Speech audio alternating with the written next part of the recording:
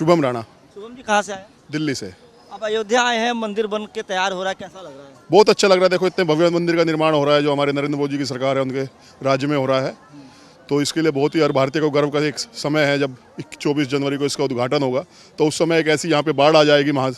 2024 में जब इसका उद्घाटन होगा तो ऐसी एक बाढ़ आ जाएगी यहाँ पे जन सैलाब की कि आपको पैर रखने की जगह नहीं मिलेगी। और ये एक बहुत ही अच्छा, मैं सोच रहा हूँ कि आजकल हमें केवल ताजमहल और लाल किला ही दिखाया गया और बताया गया कि पहली बार हम देख रहे हैं कि राम जन्मभूमि के अवसर यहाँ पर वो मंदिर का उद्घाटन हो रहा है और उसके बारे में आप लोग बात कर रहे हैं। कितना इंतजार है? अब आप लोग रहेंगे उस समय? नहीं, बिल्कुल हम आएंगे सर। हमने उसके लिए होटल भी पहले से प्री बुकिंग करा लिया है और उस टाइम पे हम यहीं पे रहेंगे। पूरा एक हफ्ते का हमारा उस समय यहाँ पे रहेगा। अयोध्या पूरे तरीके से सज रही है, लेकिन अब इसी अयोध्या को लेकर के कई जो दल है, राजनीतिक दल हैं, वो देख रहे हैं आप इस पर टिप्पणी भी देखो सर, धर्म की राजनीति कर रही है। धर्म की राजनीति नहीं, मोदी जी कोई धर्म की राजनीति नहीं कर रहे हैं। जब रामलला एक टेंट में बैठे थे, उसी में विश्राम कर रहे थे, तब किसी को राजनीति करने की नहीं पड़ी थी। अब नरेंद्र मोदी सरकार ने इसके बारे में सोचा है और नरेंद्र मोदी जी अब यहाँ पे एक भव्य राम मंदिर का निर्माण करा रहे हैं, तो ये धर्म की राजनीति हो गई। जब वहाँ पे सफाई में मुलायम सिंह अपने जन्मदिन पे सारी उनको हीरोइनों को मुंबई से लाके, सारे नेताओं को मुंबई से लाके नृत्य करवाते थे, वो नहीं था। वो परिवारवाद वाले लोग हैं, उन्होंने केवल अपने बारे में सोचा है, देश के बारे में कभी कुछ नहीं सोचा है। केजरीवाल, आप दिल्ली से आते कि आपके सीएम केजरीवाल वो भी टिप्पणी करते रहते हैं कि बीजेपी पे लगा। देखिए, केजरीवाल जी ने बोला था कि मैं दिल्ली को झीलों का शहर बना दूंगा। वो झीलों का शहर तो नहीं बना पाए, पर इस मानसून में उन्होंने दिल्ली में झील का शहर बना दिया। वहाँ पे हर जगह बारिश में पानी ही पानी था, तो झील में शहर हो गया था। वो हर जगह आप जिधर भी जा रहे थे आपको केवल पानी ही पानी दिखाई दे रहा था।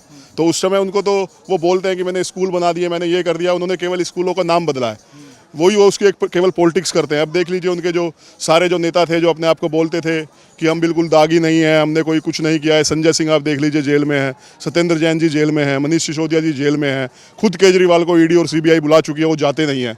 अभी मध्य प्रदेश में वो चुनावी रैली में थे तो बोल रहे थे कि मेरे को कभी भी किसी भी वक्त जेल हो सकती है।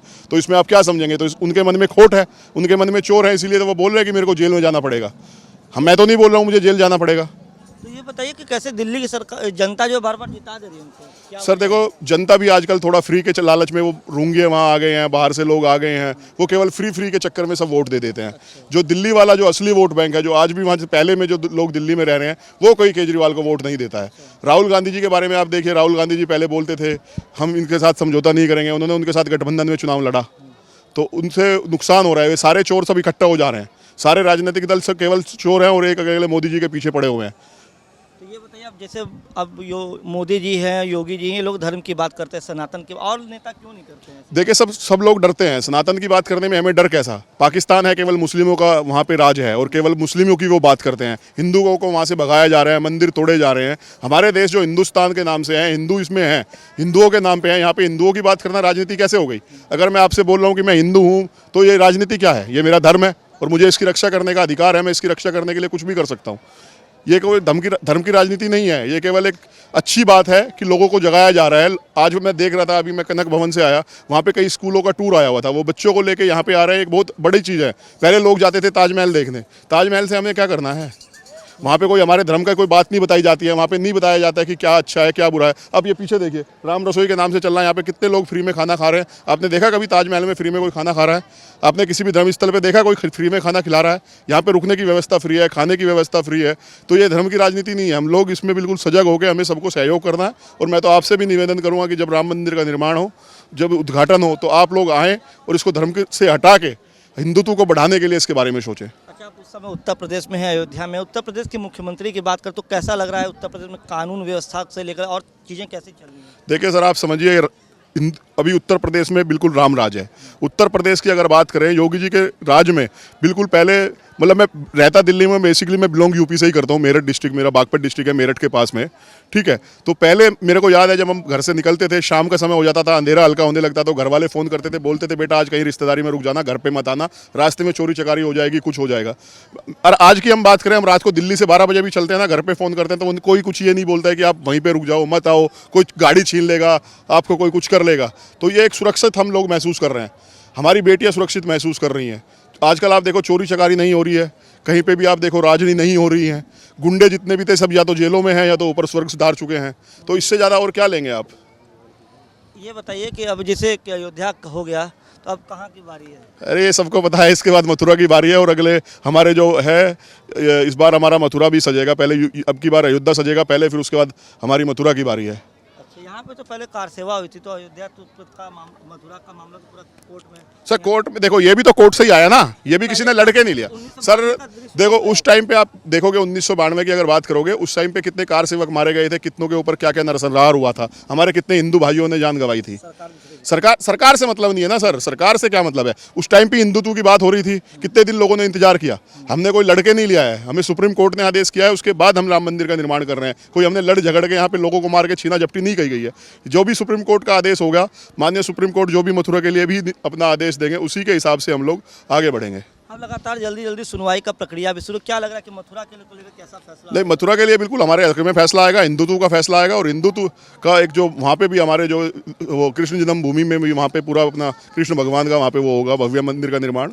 अच्छा चलिए, अब लोकसभा चुनाव की बात करें, चुनाव को कभी कुछ ही महीने बचे हैं, क्या लग रहा है अगली सरकार किसकी बन रही है? बिल्कुल हिंदुत्व की सरकार आएगी, भाजपा सरकार आएगी, मोदी जी के राज में दोबारा से देश आगे बढ़ेगा और ये सबका साथ सबका विकास ऐसे ही आगे फलता फूलता रहेगा। गांधी कांग्रेस, देखो राहुल गांधी जी तो जो भी है, देखो हर किसी को राजनीतिक करने का सबका अधिकार है, हर कोई अपने हिसाब से चुनाव लड़ता है, पर ये एक वोटर का ये अधिकार है कि वो किसकी तरफ जाता है। और सरकार की देखो भाजपा की तरफ हर कोई आजकल वोट दे रहा है। मुस्लिम्स की बात करें, मुस्लिम्स को अपना वोट बैंक मानते थे, मुस्लिम्स महिलाएं, मुस्लिम्स जो बच्चे हैं, वो हर कोई भाजपा को सपोर्ट कर रहा है। तो ये बताइए कि कांग्रेस से और राहुल गांधी से लोगों का मोह भंग क्यों हो रहा है? जनता का मोह सर वो परिवारवाद की राजनीति करते हैं, उन्होंने किसी और को अभी देखिए पहली बार अध्यक्ष बनाया है, कोई बाहर से जो आदमी आके अध्यक्ष बने हैं, ठीक है, खड़गे जी बाहर से बने हैं, तो उसमें भी उनको दुख होता है। मोह भंग नहीं है, वो उनकी सच्चाई सामने आने लगी है, वो परिवारवाद की राजनीति करते हैं। और अब तो वो मंदिर भी जा रहे, दर्शन पूजा भी कर रहे हैं। सर वो सब जगह जाएंगे, वो अभी हर जगह जाएंगे, मंदिर भी जाएंगे, जनेऊ भी पहनेंगे। कपड़ों के ऊपर कौन जनेऊ पहनता है? राहुल गांधी जी कपड़ों के ऊपर जनेऊ पहन के दिखाते हैं, बताओ। वो खेतों में जाके बैठ जाते हैं, उनको पता है कौन सा खेत है, उनसे पूछ लेना आप ये खेती किस टाइम पे बीजी जाती है और किस टाइम पे काटी जाती है, इसमें कौन सा बीज डला हुआ है, वो कुछ नहीं बता पाएंगे। नहीं, उनका कहना है कि हम उन लोगों से जुड़ने के लिए जाते हैं, कि मतलब उनके अभी तक क्यों नहीं जुड़े? इतने साल आपने राज किया सर, अगर मैं कहूं कि मैं अब अपने परिवार से जुड़ने जा रहा हूं, इतने साल आपने राज किया, जब तक आपको महसूस नहीं हुआ कि आपको उनसे जुड़ना है। वो केवल आपको फ्री में बस वोट दे रहे थे, आप वही चाह रहे थे। उनसे जुड़ने की तो आवश्यकता आपको महसूस पहले होनी चाहिए थी ना, जब तो आपने वोट लिए और आके दिल्ली में बैठ गए, उसके बाद वहाँ पे क्या हो रहा है आपने देखा ही नहीं। इस बार देखना वो अमेठी भी हार जाएंगे। अमेठी से वो पिछली बार चले गए थे, इस बार बिल्कुल गायब हो जाए। वायनाड से जीते थे ना, इस बार वहाँ से भी हार जाएंगे। क्यों ऐसा हो रहा है? मतलब राहुल गांधी भी तो पढ़े लिखे हैं और बात करते हैं, युवाओं की बात करते हैं, रोजगार की बात कर रहे हैं। वो खुद बेरोजगार है सर, उसको क्या रोजगार की बात करेंगे? वो वायनाड से जीता था, इस बार वहाँ से भी हार के बेरोजगार हो जाएगा। वो ड्रामा करते हैं केवल कि हम गरीबों की बात करते हैं, हम किसानों की बात करते हैं। किसानी के बारे में उन्हें पता क्या है? ओवैसी को लेकर के क्या कहेंगे? ओवैसी भी बहुत बयानबाजी कर रहे हैं, मोदी पे बयानबाजी। देखो सर, ये उनकी दाल रोटी है। अगर वो मोदी जी के बारे में उल्टा सीधा नहीं बोलेंगे तो उनकी सुनवाई कौन करेगा? उन्हें तो एक टॉपिक मिल गया है कि मोदी जी के बारे में कुछ भी उल्टा सीधा बोलो और अपना तुम्हारे बारे में लोग सुनें। पार्टियां तो कहती हैं कि ओवैसी जो है मदद करते हैं बीजेपी को। बीजेपी को मदद करते तो वो अलग से चुनाव क्यों लड़ते हैं? बीजेपी में आ जाए, स्वागत है उनका।